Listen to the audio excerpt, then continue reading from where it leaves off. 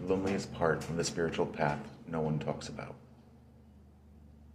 There is a moment on the spiritual path that few people prepare you for. It is not the beginning, when everything feels alive and meaningful. And it is not the breakthrough, when clarity returns and purpose feels solid again.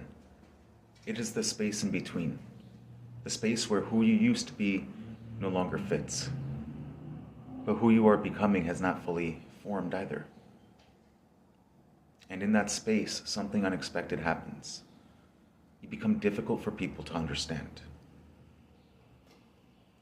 When your old identity stops working. In the early years of my spiritual journey, my identity was clear. I knew how to speak about faith. I knew how to serve. I knew how to show strength. I knew how to help others find answers. People recognized that version of me. They respected it. But growth eventually disrupts the identities that once defined us. And the cross has a way of dismantling the versions of ourselves that were built to survive rather than to live. The one who always had answers, the one who carried everyone, the one who was admired for being spiritually strong. At some point, those identities began to fall away. And when they did, I noticed something unsettling. Some relationships became quiet, not hostile, just distant. Growth changes the social field around you.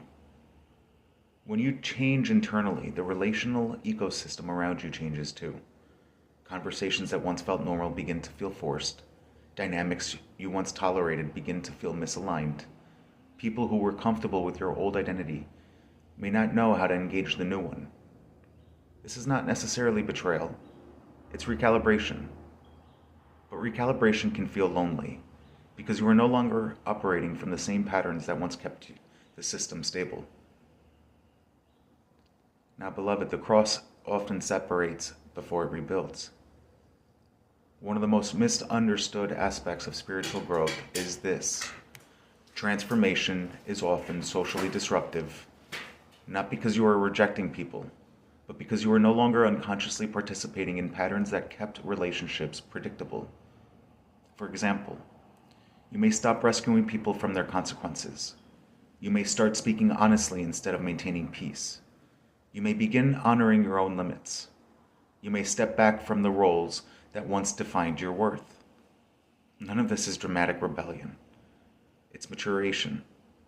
But maturation alters dynamics. And sometimes people prefer the version of you that was easier to predict.